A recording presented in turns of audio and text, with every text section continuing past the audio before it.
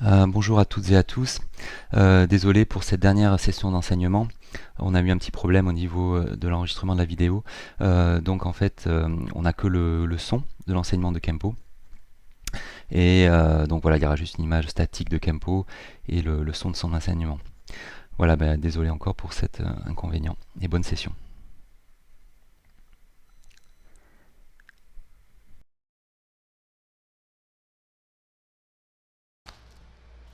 Lamma Nangam Bujambe, Mashata, Boy, Kongan, Timmy, Nitra, Nandara, Jinye, Gangan, Chijin, Zeshan, Nije, Tugrale, Banze, Kunda, Sandra, Mare, Mentum, Dume, Chizebe, Rosogun, La, Baja, Dasayan, La, Jojo, Yung, Son, Dutarache, Pneumonia, Lon, Leje, Jadron, Ronze, Mare, Mensra, Dumra, Jinye Jenze Rajin Nam Dana Rogi Sajyu Tarjan Yenden Lozo Jase Tugu Kyun Ra Jodon Jinye Jenze Dala Mesen Jambe Yung La Endu Zedin Cheche Chenra Uzraje Dalu Demu Memba Rapsrane Kadon Den Ju Junglu Dokwa Ye Loju Pope Nungwa Zagu So Tandela Pena Chapin Bipa Secondela,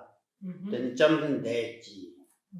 Do the company Nangla, compagnon di lungo da mettere, then I mean to Jamlin Deji same. That Jamlin Chonten take.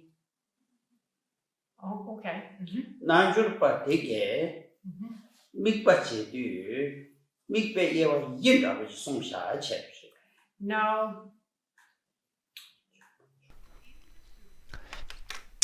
Dans le sutra qui s'appelle le sutra qui éclaircit la pensée,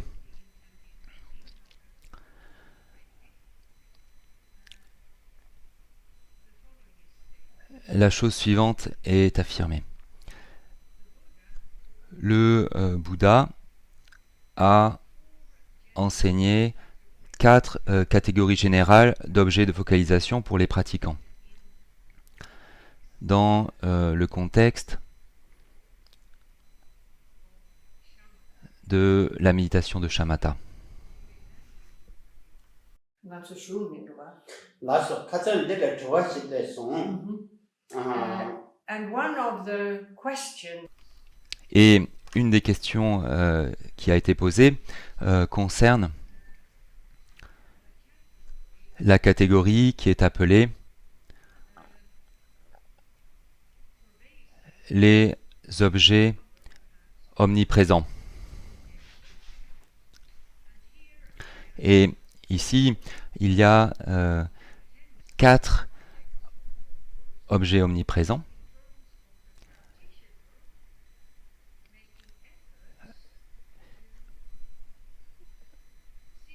Sur lequel le pratiquant va pouvoir diriger son attention.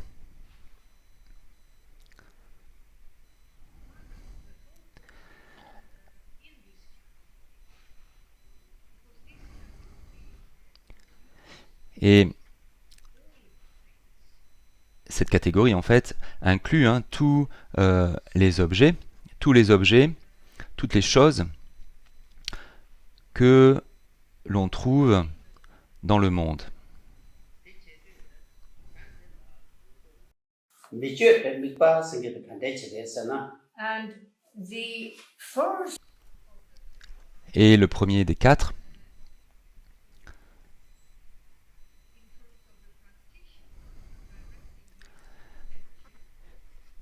sur lequel le pratiquant va pouvoir diriger son attention en utilisant l'analyse. En fait, il va donc utiliser l'analyse pour diriger son attention. Et donc là, c'est une des focalisations de cette catégorie. La focalisation où le pratiquant donc utilise l'analyse pour diriger son attention vers l'objet. Donc, un pratiquant de la méditation de Shamatha peut utiliser toutes sortes d'objets comme objet de focalisation.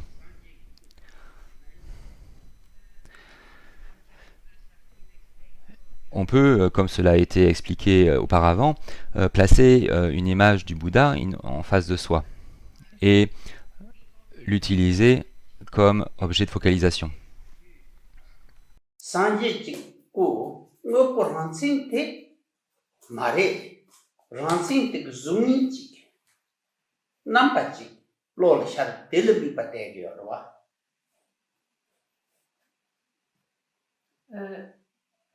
Tenchin gitsul tu yönayang.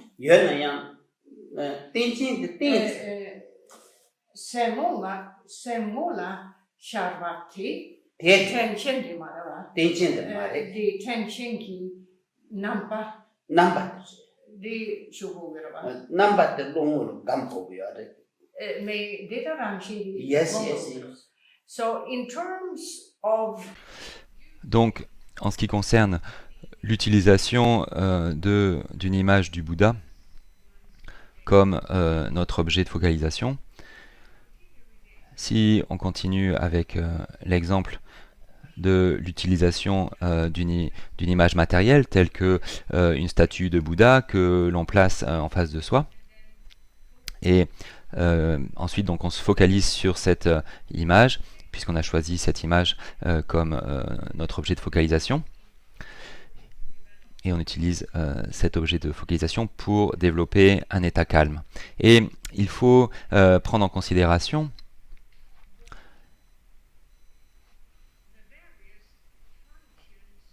les différents fonctionnements de l'esprit qui se focalisent sur cet objet.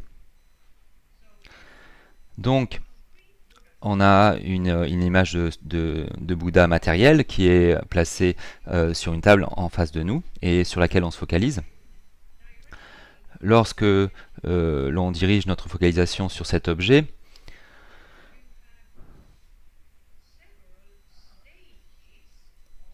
il y a plusieurs étapes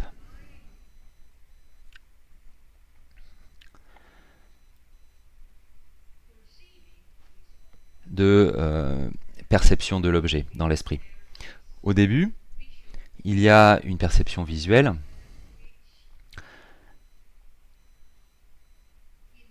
qui interagit avec la présence d'un objet sans nommer l'objet.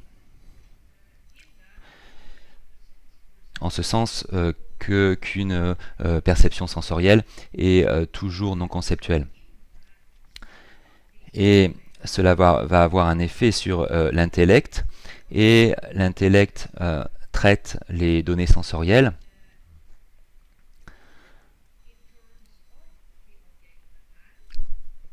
liées à l'objet présent. Et donc au final,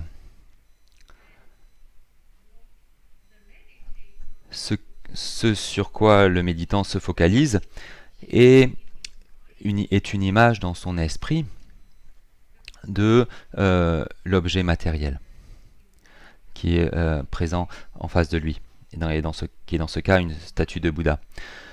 L'esprit ne perçoit pas ou n'interagit pas directement avec l'objet matériel, mais avec une image de cet objet matériel. C'est la nature de la perception. C'est ce qui se passe avec la perception de tout objet.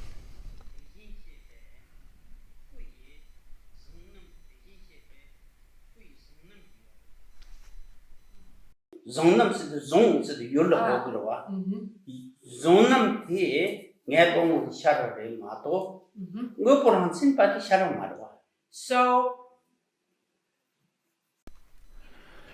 donc en ce qui concerne ce que l'esprit connaît ici, l'esprit connaît une image de l'objet extérieur.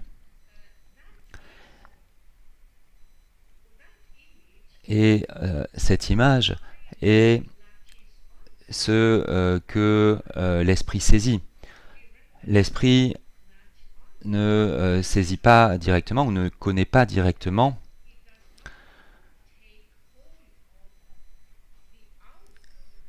l'objet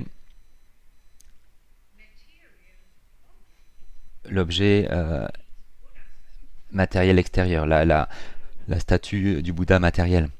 Ce que l'esprit voit, en ce qui concerne cet objet, est une image de cet objet.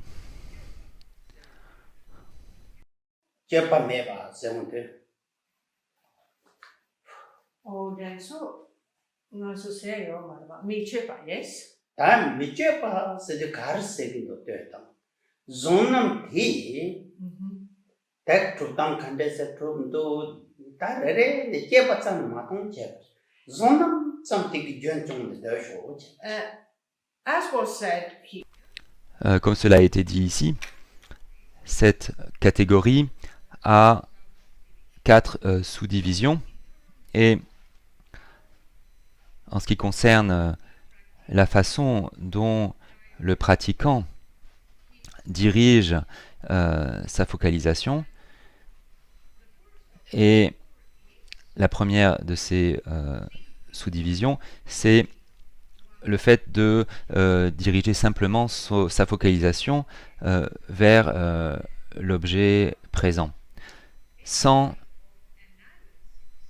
aucune sorte d'analyse par rapport aux différents aspects de l'objet.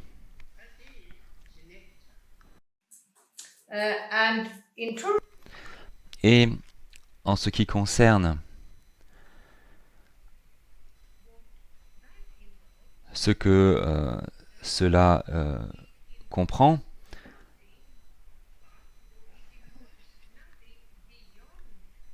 cela ne comprend rien d'autre que la méditation de shamatha. Par rapport au type de méditation que l'on considère ici, par rapport à la façon de définir cela, l'acte de simplement diriger sa focalisation ou son attention vers un objet, qui est dans ce cas une statue de Bouddha, là il ne s'agit rien d'autre que de la méditation de shamatha. Cette méditation ne comprend rien d'autre que la méditation de shamatha. Ensuite, on a la seconde sous-division dans cette catégorie, où la méthode utilise l'analyse pour diriger l'attention.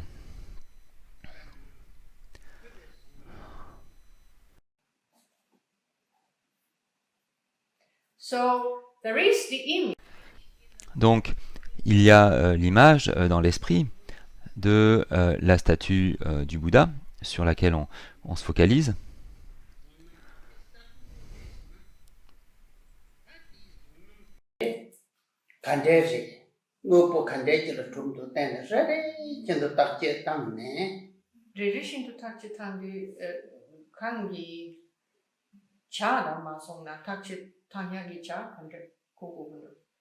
pen zonam tube zonam sharwa da ta te tube zonam te tube ude kandes tumdo doten le tumdo da shepa le tumdo da tene rede jil kuzu ku chache ta che tang da kanga shik do wa tene rajin ji mebe ge ne te gela le u yo te ma hung cha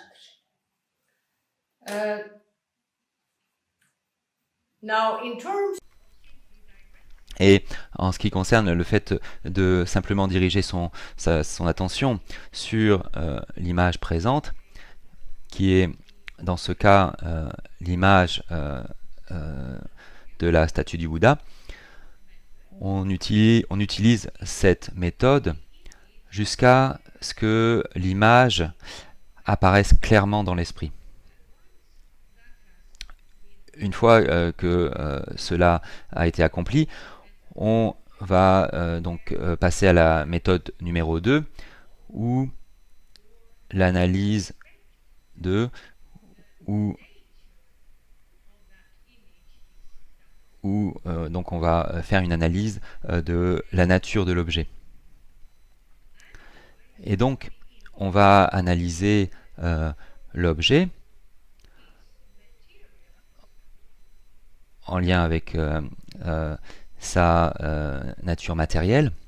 Néanmoins, comme cela a été expliqué, l'image présente est une image mentale de l'objet extérieur. Néanmoins, cela ne nous empêche pas d'analyser la nature de l'objet extérieur au moyen de l'image mentale présente. Et donc on peut analyser cet objet matériel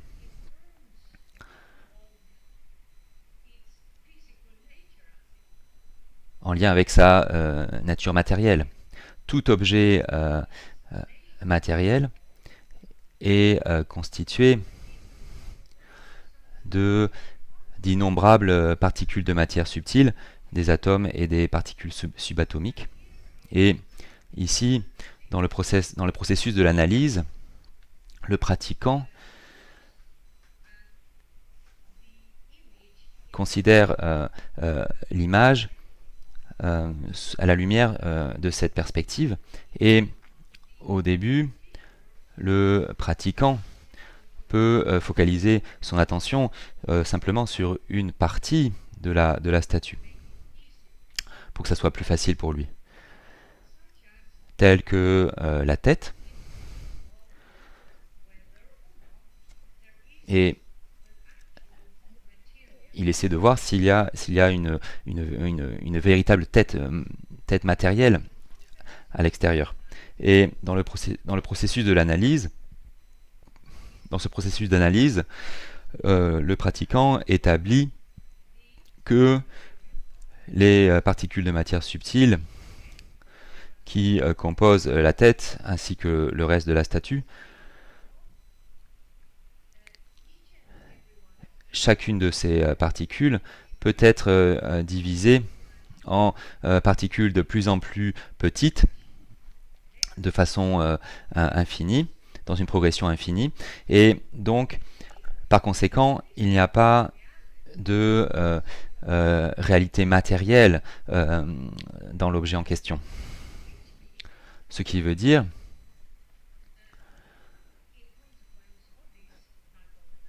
du fait de ce type d'analyse qu'il y aura une certaine mesure de compréhension que l'objet matériel qui est placé sur la table en face de soi, qui est dans ce cas donc une statue de Bouddha, est dépourvu de véritable réalité. On a à un certain degré compris que cet objet est vide d'une véritable réalité. And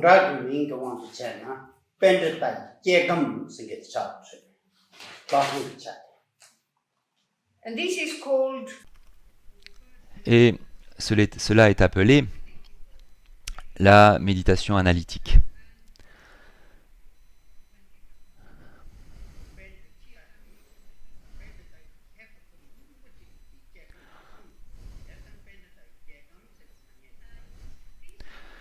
Et ce type de méditation analytique a été enseigné largement par ce qu'on appelle des pandites, c'est-à-dire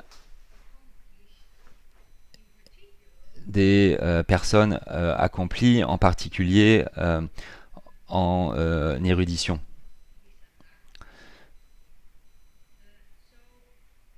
Donc ces personnes sont particulièrement accomplies en érudition et cette méthode est connue comme la méditation analytique selon les panditas.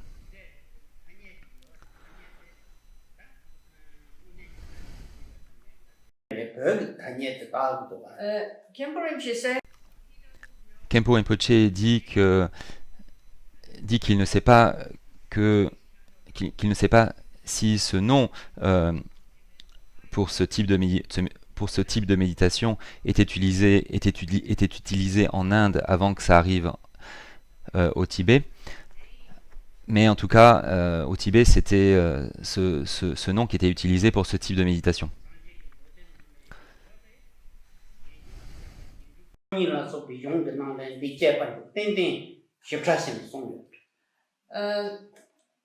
at any rate, En tout cas, cette méthode de méditation qui, de cette manière, comprend Vipassana, l'acquisition d'une vision de la nature d'un objet spécifique, se trouve dans beaucoup de sutras, ainsi que dans les traités qui ont été composés par les maîtres bouddhistes indiens les plus accomplis, qui sont dits être les six ornements et les deux suprêmes. Et comme cela vient d'être dit, cette perspective est une perspective de la méditation de Vipassana. Cet aspect est un aspect de la méditation de Vipassana.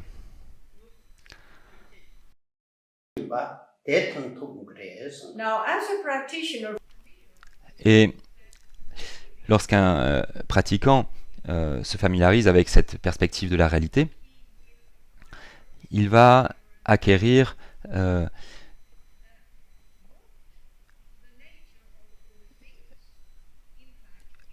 une compréhension de plus en plus profonde de la véritable nature des choses.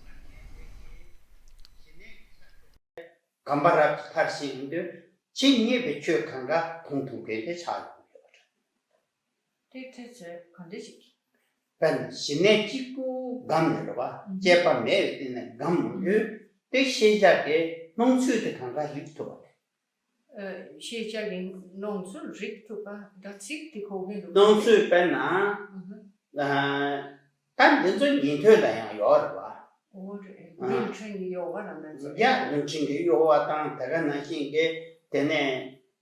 추데 매 뇌수데 매랑신도 소트비에 뇌수데 추랑신도 소트비에 계속 강가데 진 네바통 통수지로 와. 나랑 좀 단데 통의 통수지요 와. 야 근데 강가로 왕조로.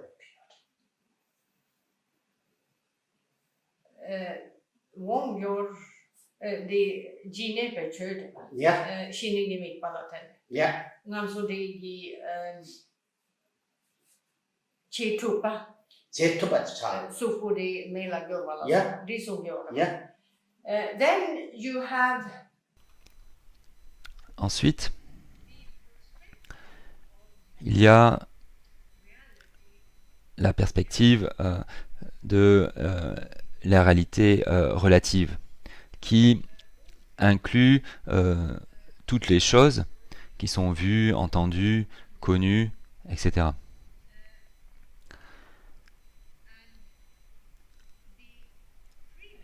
Et la méthode de méditation précédente, où on dirige simplement son attention vers un objet spécifique, sans analyse,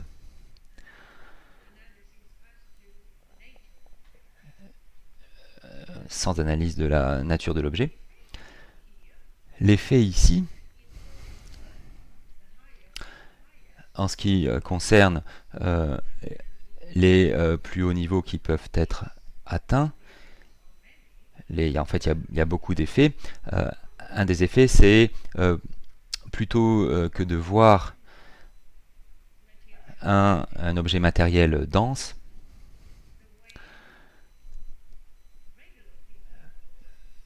ce que voient les gens ordinaires habituellement,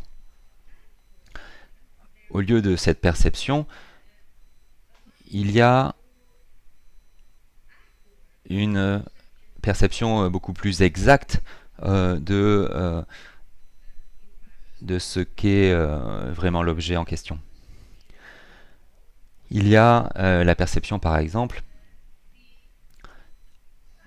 des particules de matière subtile qui constituent l'objet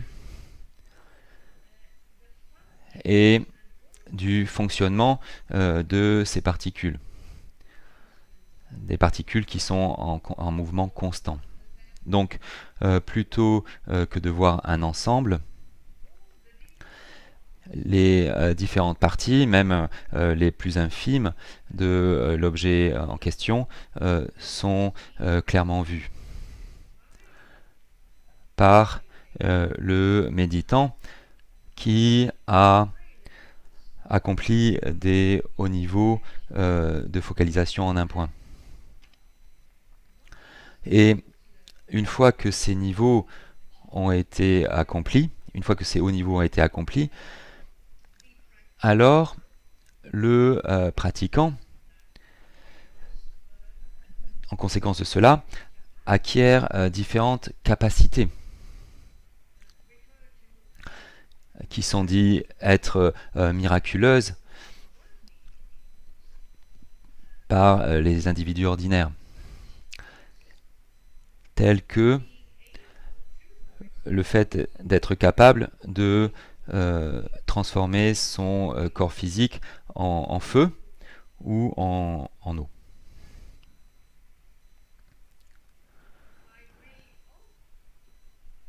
Au moyen de la focalisation en un point qui a été accomplie.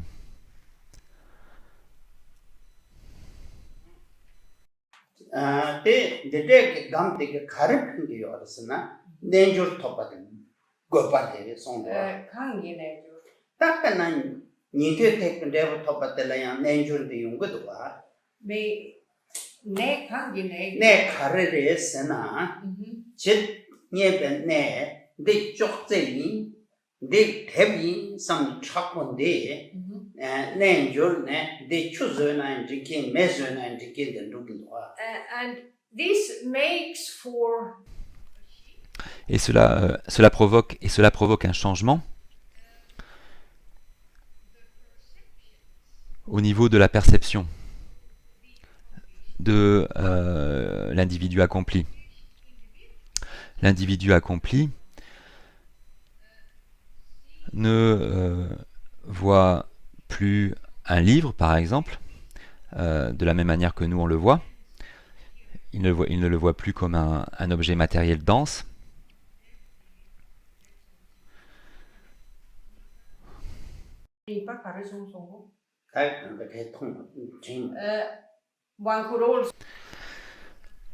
On peut prendre aussi l'exemple de la statue du Bouddha. Cette statue du Bouddha n'est plus vue comme nous, elle n'est plus vue comme une chose matérielle dense. Ce qui est vu est le fonctionnement des particules de matière subtile qui composent l'objet, etc., comme cela a été expliqué.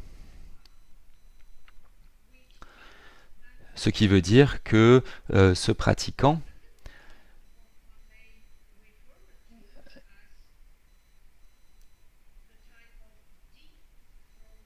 n'a pas la même façon figée et statique de voir les choses comme nous.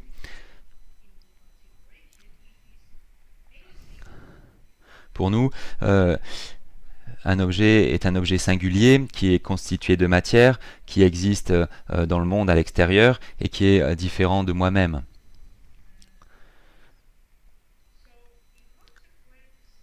Donc, en conséquence de ces hauts niveaux de concentration, c'est le fonctionnement véritable de l'objet qui est vu ou connu. et ce qui crée ce type de changement dans l'esprit. Et ce changement dans l'esprit, et donc il y a un changement d'état au niveau de l'esprit, ce qui permet à l'individu de transformer tout objet en flamme de feu ou en eau, etc. Grâce à sa perception plus exacte de cet objet, au niveau de sa composition, de son fonctionnement, du fonctionnement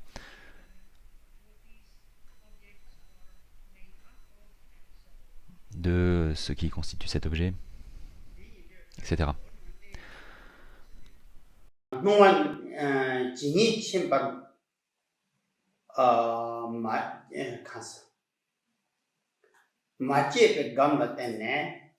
단다 군습도 농와 내줄투가 땅 제베 감나 때문에 군습게 당신 쳇다와지도 직트비 차네 내주로 송비었어. So a change of state.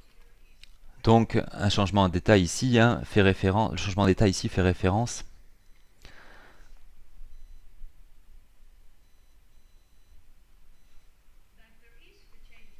au fait qu'il y a un changement d'état dans l'esprit du pratiquant par rapport à la réalité relative, en conséquence de la focalisation en un point, et par rapport à la réalité absolue, en conséquence de l'acquisition d'une vision de ce qu'est l'objet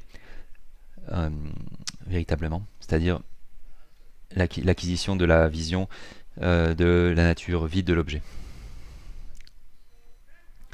Donc cela répond à la question qui a été posée ici, en lien avec cette catégorie d'objets, la catégorie qui s'appelle les objets omniprésents de focalisation.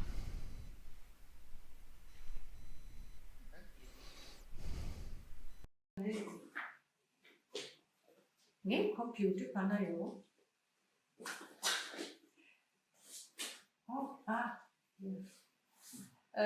Then there is the next question. Ensuite, il y a la question suivante.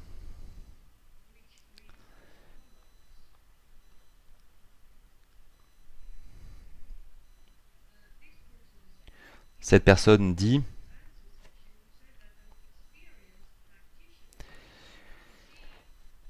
lors de la session de questions-réponses, vous avez dit qu'un pratiquant expérimenté va voir la véritable nature de l'esprit dans l'intervalle entre deux instants.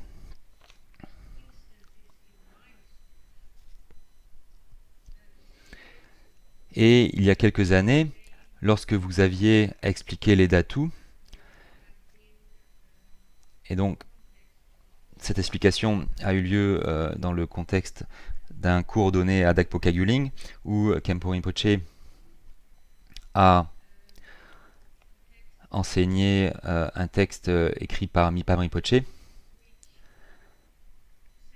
qui s'appelle l'entrée sur la voie des Pandites.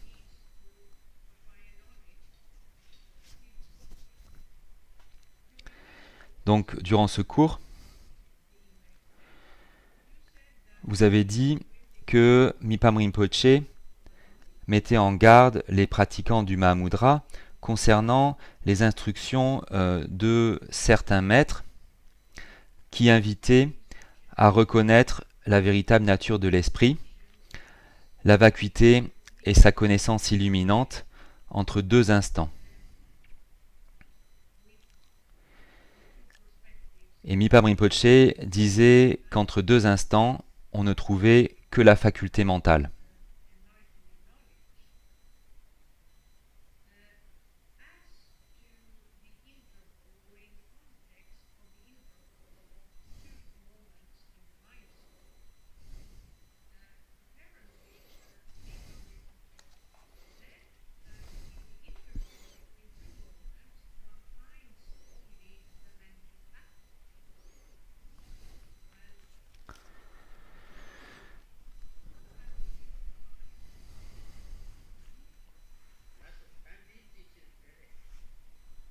Well,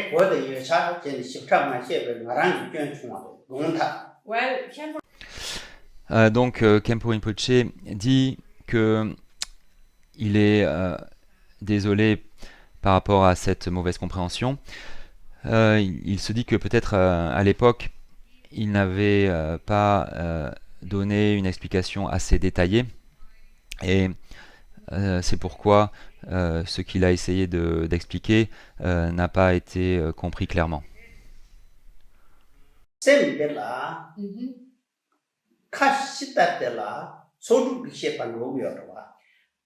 in order to understand Afin de comprendre cela, il faut prendre en considération les différents fonctionnements de l'esprit. Et au départ, il y a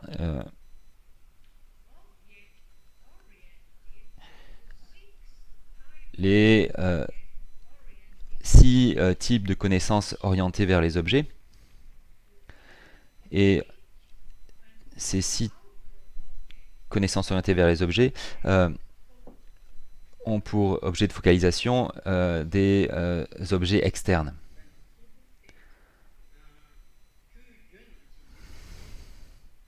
now, Et ces 6, qui sont constitués des 5 perceptions sensorielles et de l'intellect,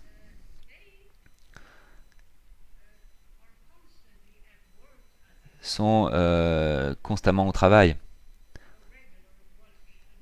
chez un individu ordinaire.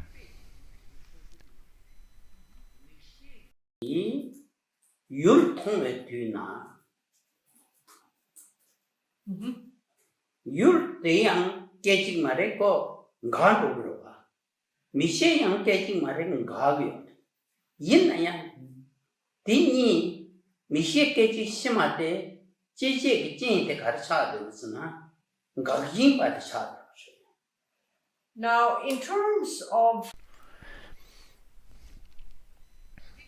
Et en ce qui concerne un objet visuel, dans le contexte des 6 types de connaissances orientées vers les objets qui viennent d'être listés, ce qui se produit, c'est qu'il y a une perception visuelle de l'objet extérieur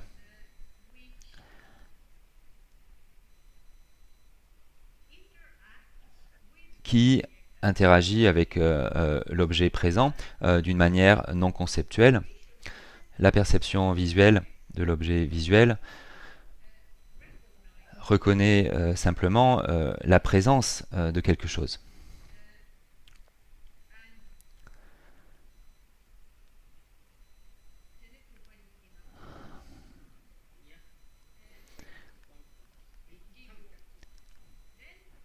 Ensuite, il y a la faculté mentale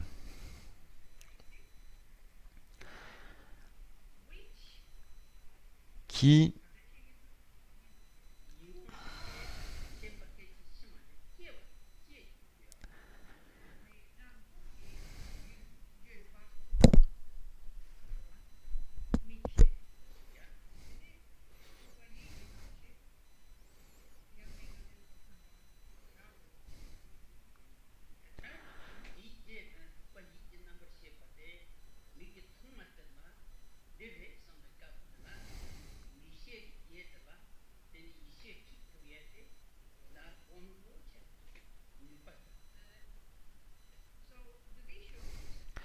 donc la perception visuelle de l'objet présent est suivie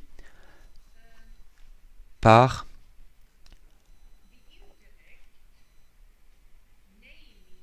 l'intellect qui nomme l'objet. L'intellect va donc traite donc ce qui a été perçu non conceptuellement par la perception visuelle. Et ces processus, à la fois la perception visuelle de l'objet et la perception conceptuelle de l'objet, la connexion entre les deux se produit via la faculté mentale. La faculté mentale est ce qui connecte les instants du courant d'esprit, qui est donc dans ce cas la perception visuelle d'un objet, qui est suivie par une perception conceptuelle de l'objet.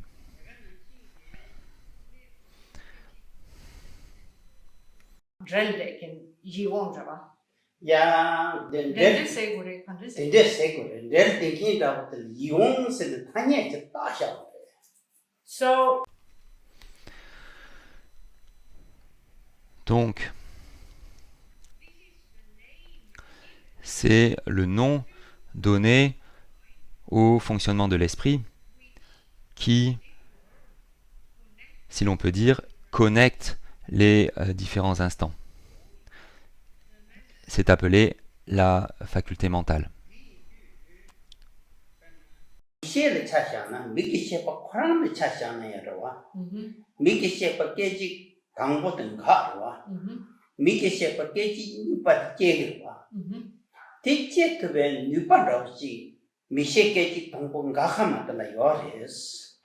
if we look at Si l'on considère la perception visuelle à la lumière de cette seule perception, il y a également une série d'instants qui composent cette perception, cette perception visuelle non conceptuelle. 요 말로다. 시에바니 바르라 시에바 시마데 틱토리에 그 뉴반라고 때 시에바 하면 가하마들. 이원 세리 말로다. 이용세를 Here one also Ici, on parle également de la faculté mentale qui connecte, si l'on peut dire, les instants qui constituent la perception. Et ici, la faculté mentale est dite être l'élan d'un instant donné de perception qui se termine, et ce mouvement, si l'on peut dire, ce mouvement où l'instant se termine provoque l'apparition d'un nouvel instant de perception. 이원 세서.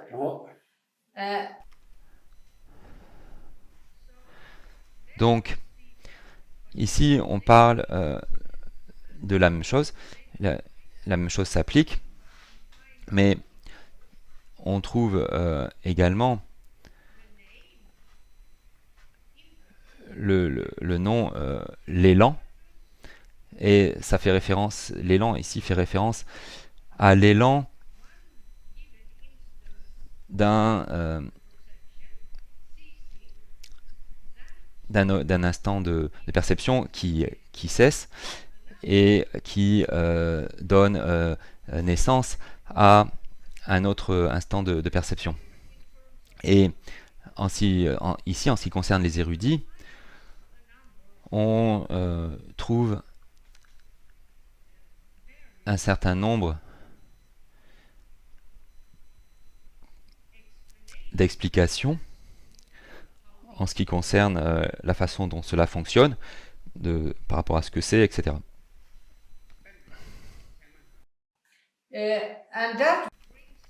Et cela nous amène à la théorie de la connaissance. Et en ce qui concerne la théorie de la connaissance bouddhiste, on trouve des différences quand on la compare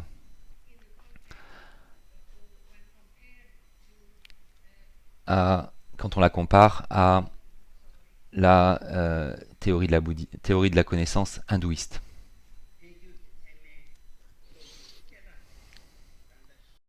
아차이야게 세메 용루 나는 데서 십타 시라송 Il y a un maître indien, hindou très connu, Shankaracharya, qui a donné des explications très vastes par rapport à ce processus.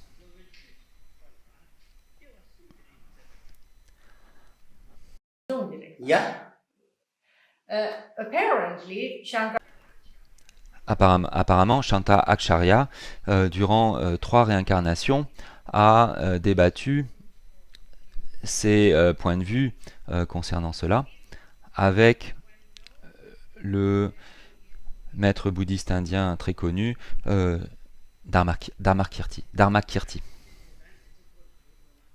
베 슈트비에요 말해 난도 직 쇼보나 however, Néanmoins, ce n'est pas possible de rentrer dans ces détails aujourd'hui. 그들의 제 우리 시댁이 시빠리 마시네. 야 전에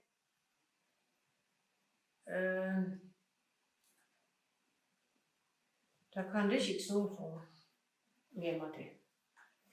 베나 다시 가서 시다 깨지 당거든가 심한테 마치를 똥차들라 다시나 그 오통 뒤지 용거래 송해야 돼. Now, 뭐 in 딱 봐요. terms of Et en ce qui concerne l'intervalle entre deux instants de perception, ou deux instants de courant d'esprit, cela ne doit pas être compris littéralement. Il faut prendre en considération le fait qu'il y a donc la théorie de la connaissance dans le bouddhisme et dans d'autres traditions qui expliquent les détails des différents processus de perception.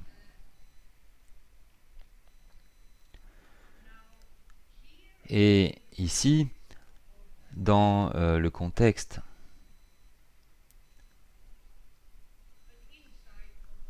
d'une vision de la véritable nature de l'esprit, ce qui s'applique est la chose suivante.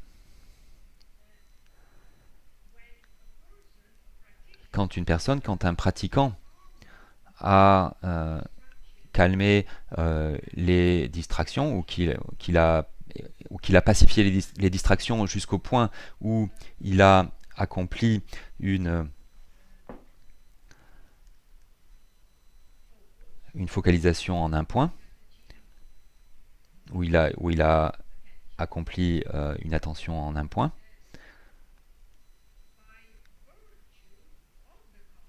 Grâce à cet état calme, les distractions en lien avec les objets extérieurs sont pacifiées et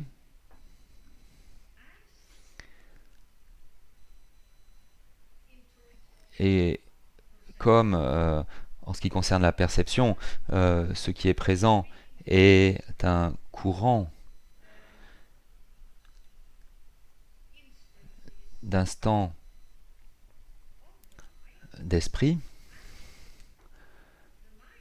comme l'esprit n'est plus focalisé à l'extérieur, il y a, en conséquence de cela, la possibilité pour le pratiquant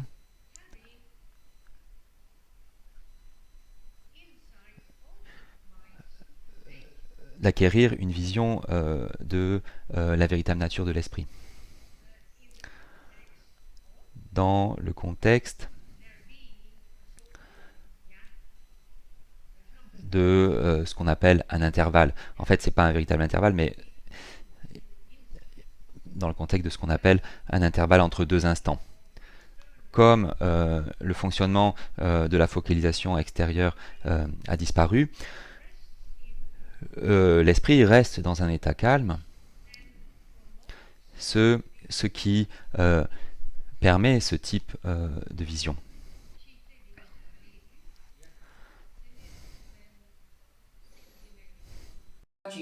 야, 그런 대가랑 통투가 지용돼요. sempre 내로 가래 연받대 통투. You see, En fait, si l'esprit s'est complètement retiré des focalisations vers l'extérieur, alors il y a juste l'esprit, il n'y a plus que l'esprit qui reste.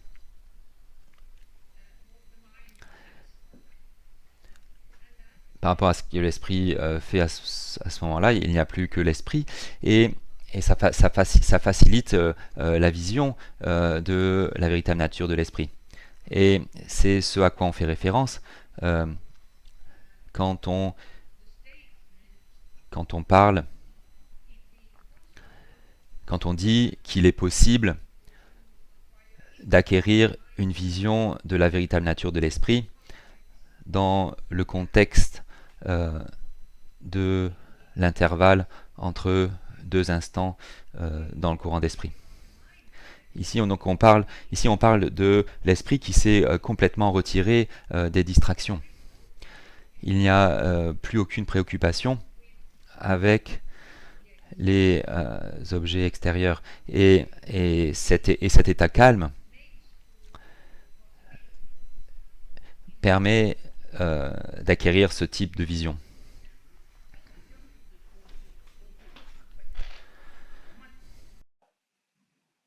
and that makes Et cela donne l'opportunité de voir ce qui est vraiment là.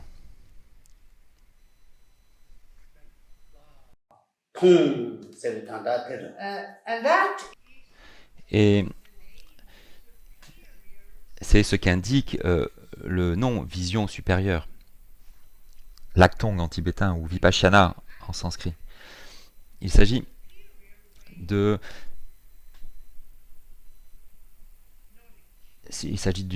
connaissance, une façon de voir ou de connaître supérieure. Il s'agit d'une façon de voir ou de connaître supérieure.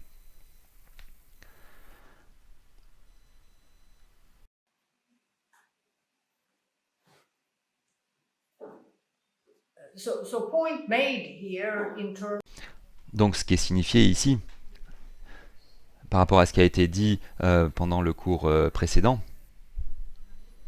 et les pratiquants du Mahamudra, que l'on met en garde par rapport à certains types d'instructions et par rapport aux erreurs qui peuvent être faites là.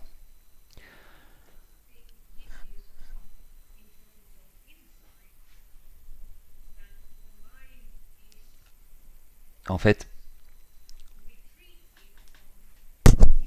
l'esprit donc s'est retiré de la focalisation des objets extérieurs, et ça permet d'avoir cette possibilité. Ce n'est pas comme si l'intervalle entre deux instants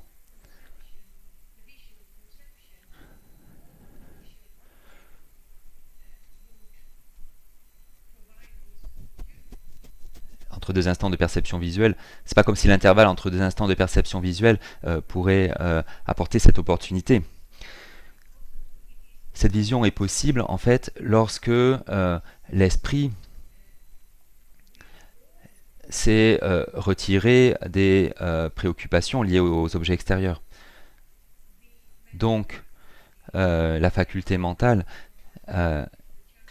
qui a été mentionnée dans le chapitre des Dhatu, dans l'entrée sur la voie des Pandits, est un contexte différent.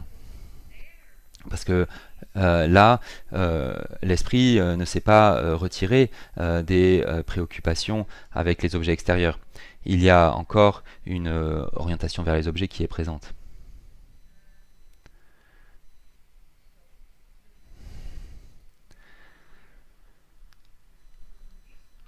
Donc la question suivante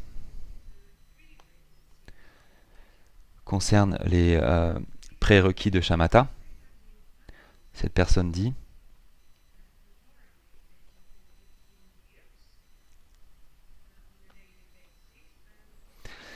cela fait 15 ans que je pratique Tara avant de commencer l'activité de la journée et ces dernières années de Shenrezi.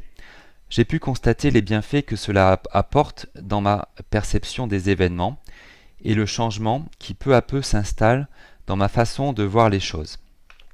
Néanmoins, en écoutant Kempo, j'ai l'impression de ne pas avoir le niveau pour pratiquer shamatha.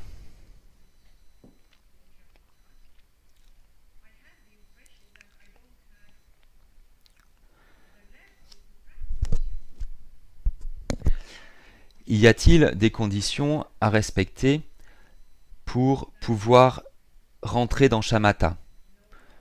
Des compréhensions à avoir?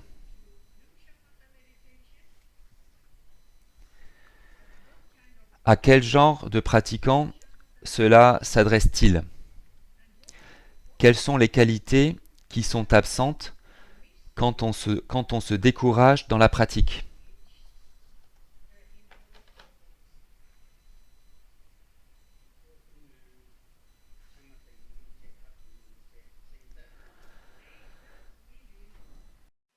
Långtjånga rimla. Drama gamis. Drömma, där dönde ju sarva. Ja, ja.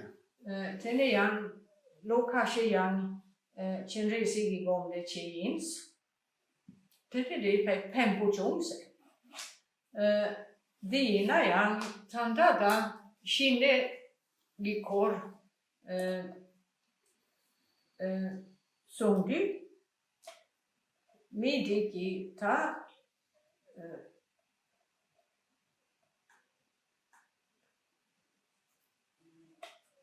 Shinegi gom de tova som det gick. Yin tränge sarva. Ja, ja. Tuggi min då tränge sarva. 저런게 pen drama lochon dai yorwa. Döndü 저런 제전 drama te ila she in the means. Ila chena chene gam ready your shits. Well, Eh bien, en fait, vous avez mentionné que vous avez pendant plusieurs années médité sur Tara. Et lorsque vous faites cette pratique, vous dirigez sûrement votre attention vers Tara. Tara étant le point de focalisation de la méditation. Et vous avez sûrement essayé d'être focalisé en un point sur Tara. Et ça, c'est la méditation de shamatha.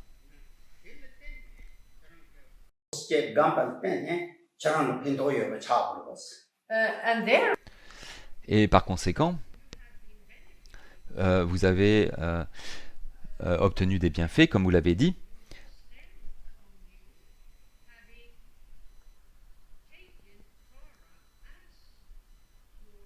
Et les bienfaits proviennent du fait que vous avez pris Tara comme point de focalisation dans votre méditation. Donc les bienfaits que vous mentionnez sont des effets positifs qui viennent du fait que vous avez médité de cette façon. Ce qui est la méditation de Shamana, la méditation de Shamatha. Tara est l'objet de méditation. Et vous faites des efforts pour vous focaliser en un point, pour vous focaliser en un point sur Tara. Donc voilà, c'est la méditation de shamatha.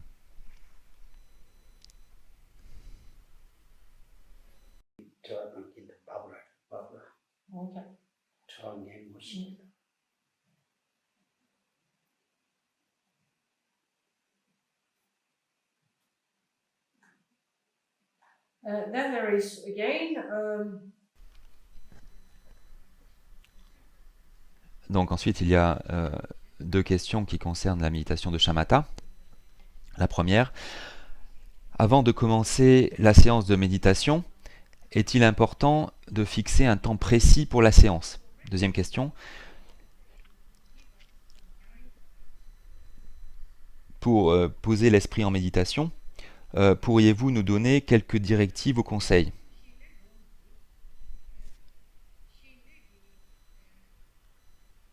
Chine gong bei yun ring tung chik söyle gong gyab gore tam kande chik she gore.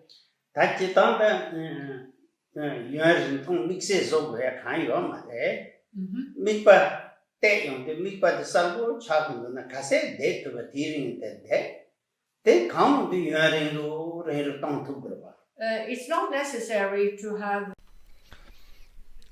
Il n'est pas nécessaire de fixer un temps précis pour la séance de méditation. On fait des efforts pour avoir une focalisation en un point. Une fois que l'on a cette focalisation en un point, la focalisation va apparaître clairement dans l'esprit, comme cela a été expliqué auparavant. Et plus on est familier avec ce processus, où l'on développe une attention en un point sur l'objet de méditation, plus l'objet va apparaître clairement dans l'esprit et donc assez naturellement, en ce qui concerne une capacité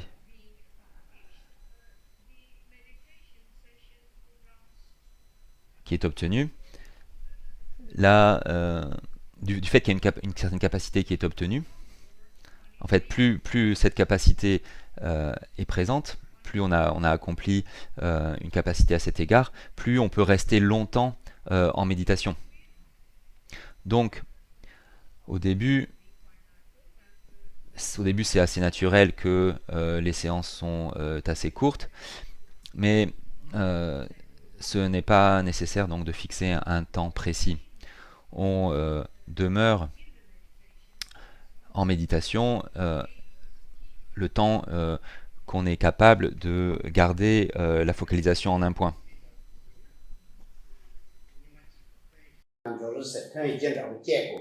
Now, of course. Bon, bien sûr, un pratiquant qui consacre son temps à une retraite, pour cette personne donc va faire 4 sessions par jour. Monro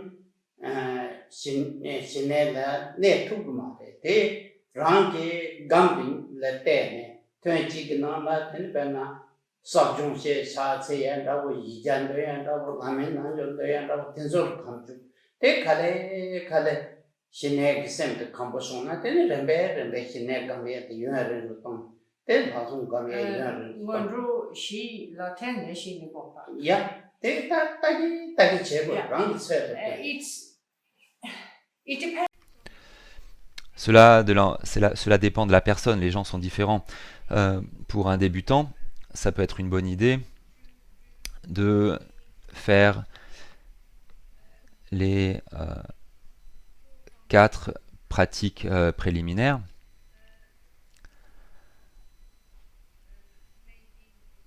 Donc faire des prosternations, pratiquer la méditation de Vajrasattva, etc. progressivement. Et grâce à ces méthodes, on va pouvoir développer une attention en un point. Ou plutôt dans le contexte de ces méthodes, on va pouvoir développer une attention en un point.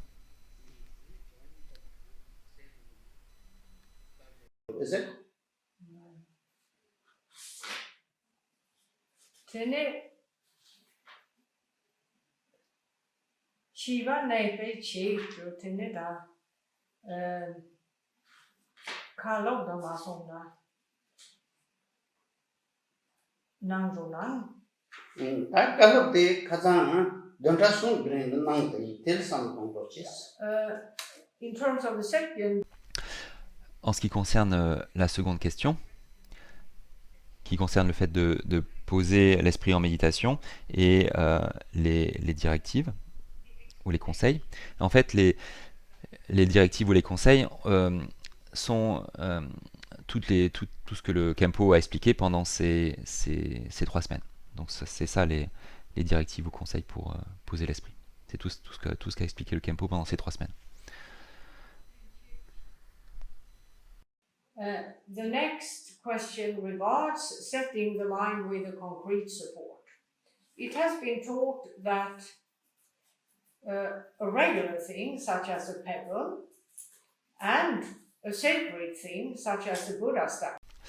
Ensuite, la question suivante concerne le fait de poser l'esprit sur un support matériel. Il a été enseigné qu'un objet neutre, par exemple une pierre, et un objet très positif, par exemple une statue de Bouddha, sont des objets appropriés pour l'entraînement au calme mental, alors qu'un objet désagréable, par exemple un ennemi, n'est pas un objet approprié.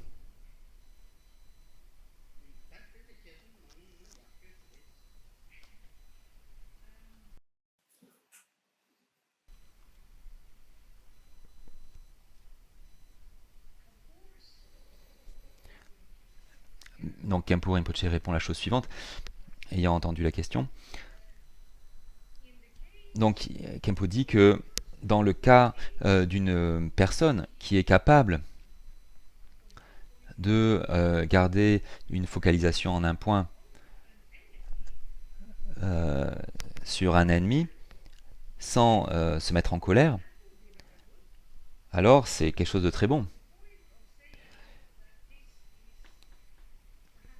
Quand on dit que c'est peut-être pas un objet approprié, c'est parce que en fait, la plupart des gens ne peuvent pas faire cela.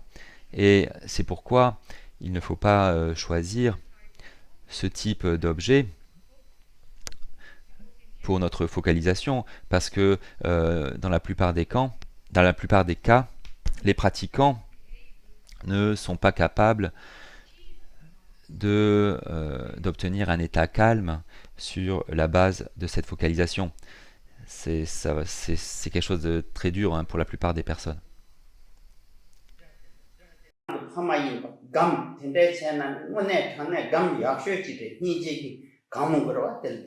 However, Néanmoins, si la personne est capable de faire cela, sans développer d'aversion, c'est quelque chose de très bon, de très bien. Si la personne, plutôt que de développer de l'aversion, développe de l'amour et de la compassion pour l'ennemi, en sachant bien que l'ennemi a été sa mère à un moment ou à un autre, peut-être même durant plusieurs vies. Si la personne est quelqu'un qui, dans une certaine mesure, a développé l'amour et la compassion, alors il s'agit d'un très bon objet, d'un très bon objet de focalisation, à condition que la personne soit capable de traiter cet objet de la bonne manière.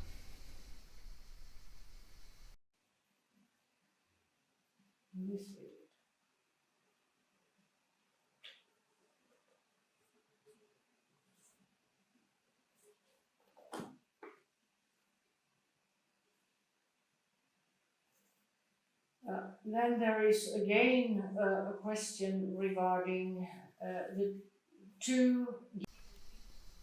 Ensuite, il y a encore une question concernant l'intervalle entre deux instants. Vous avez dit que la nature de l'esprit, dans le contexte de votre enseignement, vous avez dit que la nature de l'esprit, dans le contexte de votre enseignement est une succession d'instants de connaissance ou d'instants de conscience. Qu'entre deux instants de conscience, il y a un espace. Comment un instant de conscience peut-il apparaître après un espace, que je comprends comme vide? Quelle est la cause du nouvel instant de conscience?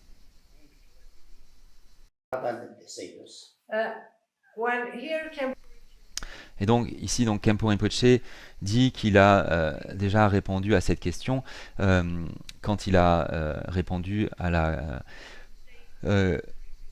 question qui portait sur le même sujet au début de la session.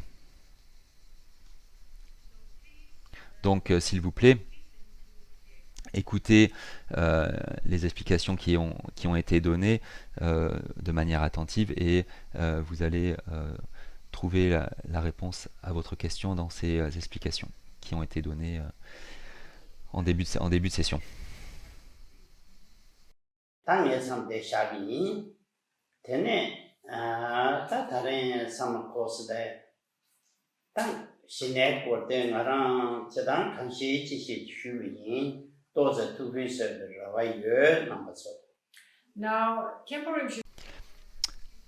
Et Khenpo Rinpoche dit qu'il reste quelques questions auxquelles il n'a pas répondu, mais en fait on n'a pas le temps de répondre à toutes les questions. Donc ces questions vont rester sans réponse. Ensuite, Khenpo continue par dire que durant ce cours d'été, il a, selon ses capacités, essayé d'expliquer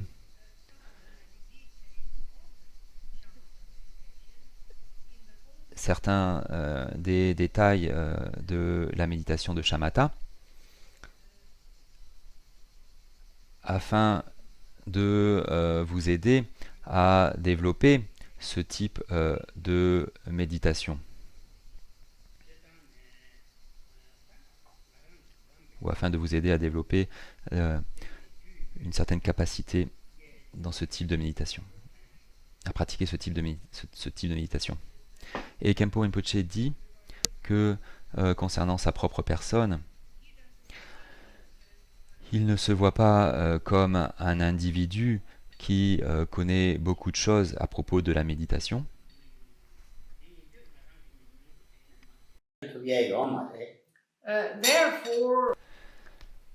Par conséquent, il dit qu'il n'est pas vraiment capable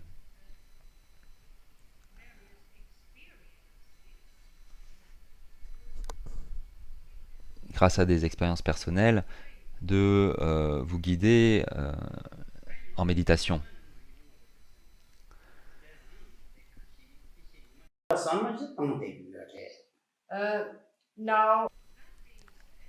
Et cela étant dit, cela n'exclut pas le fait qu'il médite. Khenpo Rinpoche médite de façon quotidienne.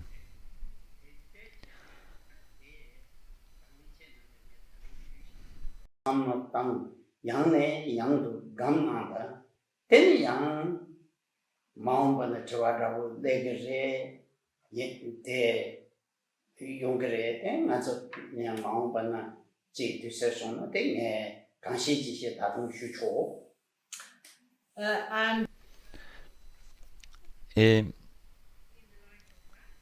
à la lumière de cela, Khenpo dit qu'il espère que vous preniez à cœur les explications, que vous les mettiez en pratique et que dans le futur, du fait que vous avez pris à cœur ces explications, que vous ayez différentes expériences en méditation qui vont vous faire s'élever des questions. Et Khenpo Rinpoche dit qu'il espère que dans le futur, il y aura une occasion pour lui de répondre à vos questions.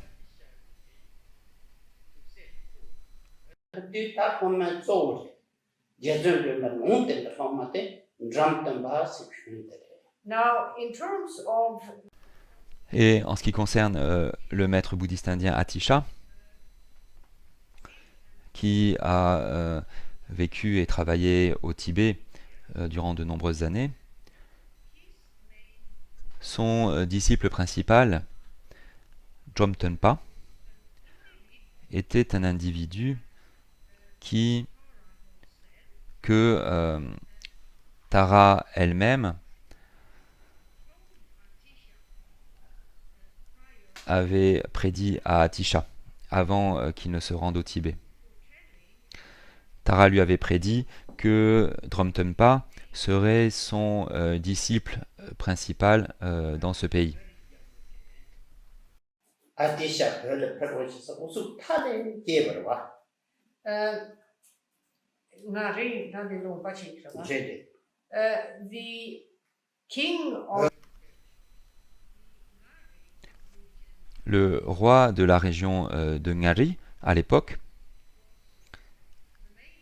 était la personne principale qui a fait des efforts pour qu'Atisha vienne au Tibet.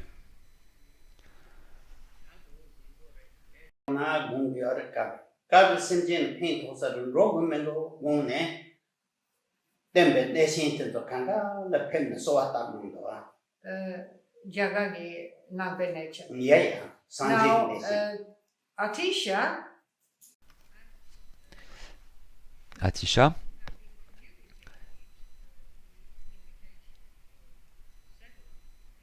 à qui on a communiqué plusieurs invitations à l'époque pour venir au Tibet, a pensé oui, moi, là maintenant je suis un vieil homme, est-ce que ça a vraiment du sens de me rendre au Tibet? Mais à d'autres moments, il a pensé oui, peut-être qu'il va y avoir une opportunité pour faire le bien des personnes là-bas, en lien avec le dharma du Bouddha. Et donc, à un moment, il a décidé de se rendre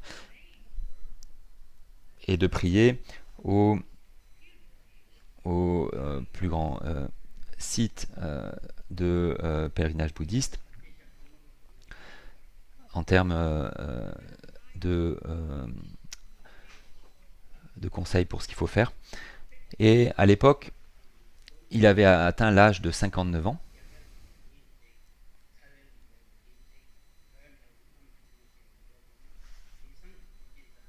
또 가래요 in those days,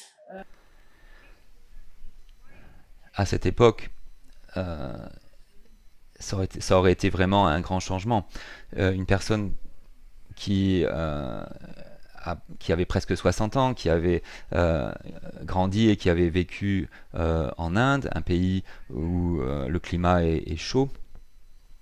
Pour une personne comme ça, se rendre au Tibet qui est très froid, qui est très différent,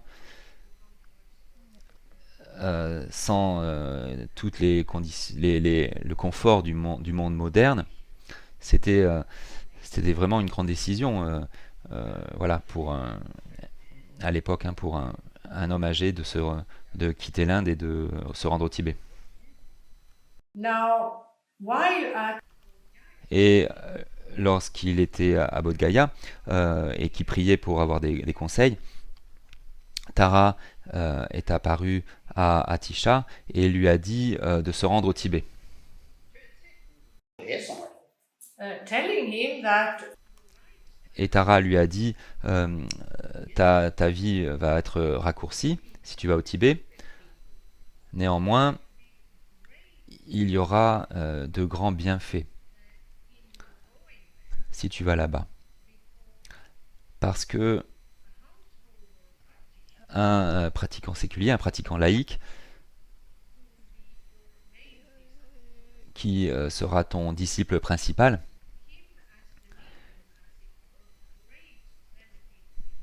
grâce à lui, il va y avoir de grands bienfaits qui vont être apportés au peuple tibétain.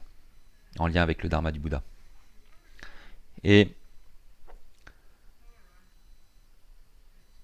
la personne dont Tara parlait, c'était Jom Tenpa.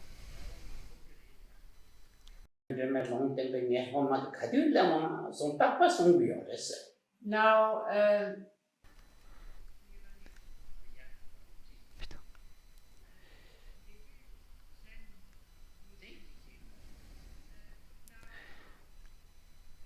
Et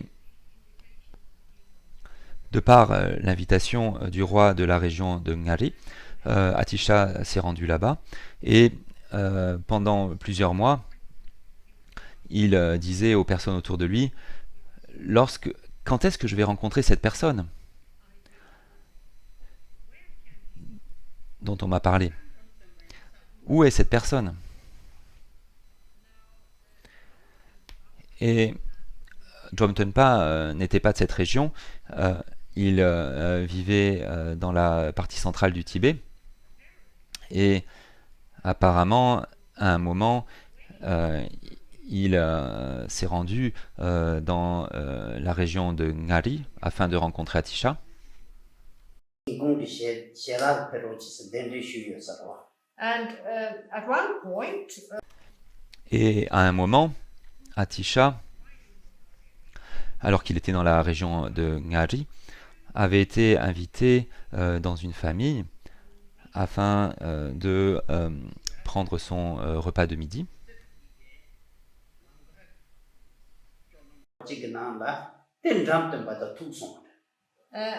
so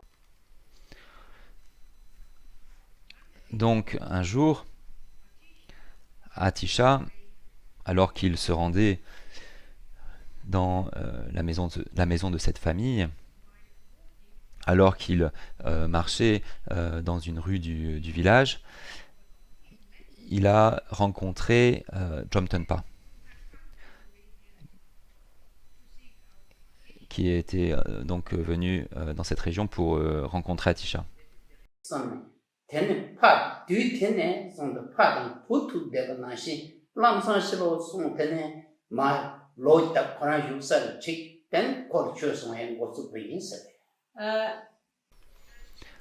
Et Atisha a reconnu instantanément que c'était la personne dont Tara lui avait parlé,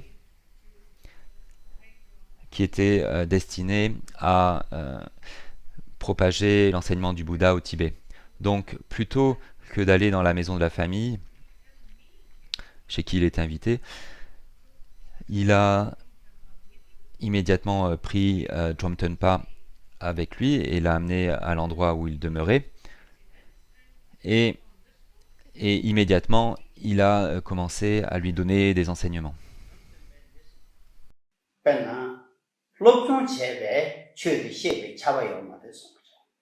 now Drum Tenpa is Et apparemment, Jom Tenpa a dit à un moment,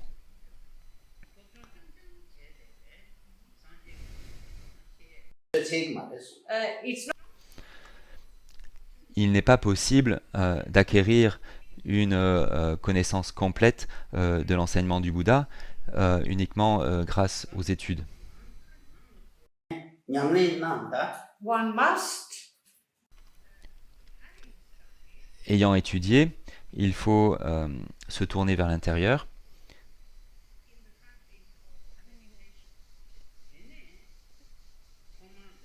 et pratiquer la méditation. Et au début, lorsque l'on fait cela, il va y avoir beaucoup de questions qui vont s'élever chez le pratiquant débutant. and in the course Et lorsque les questions seront répondues, un développement va se produire et une connaissance très profonde du Dharma du Bouddha va s'élever de l'intérieur.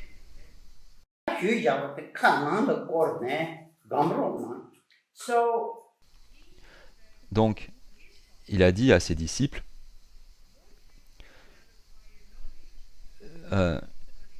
toutes les connaissances que vous avez acquises grâce à l'étude et à la réflexion, il faut les intérioriser dans la pratique de la méditation.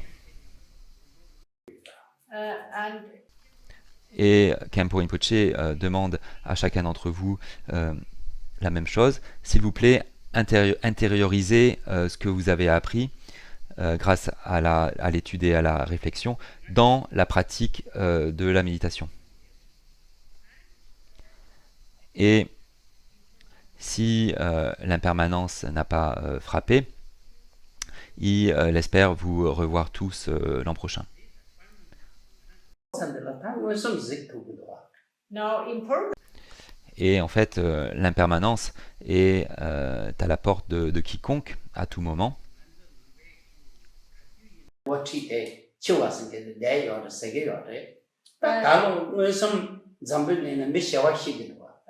it's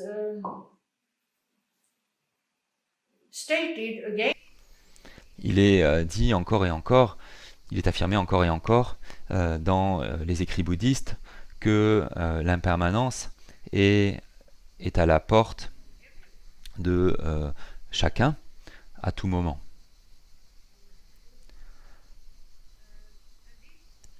Et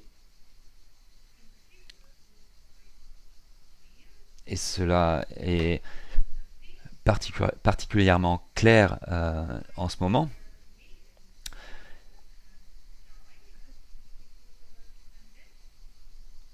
Où des millions de personnes sont morts à cause d'une pandémie.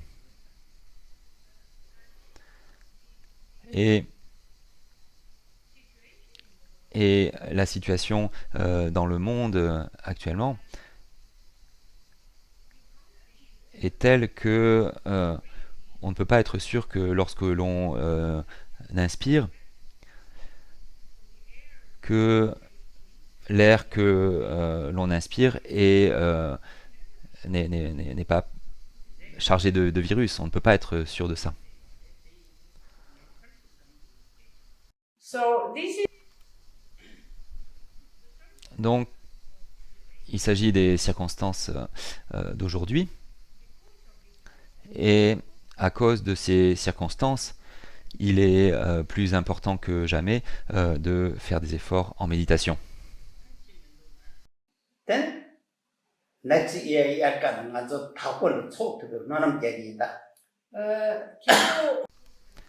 Khenpo espère et prie que l'an prochain, il sera possible que le cours d'été se déroule comme d'habitude à Dakpo Kaguli.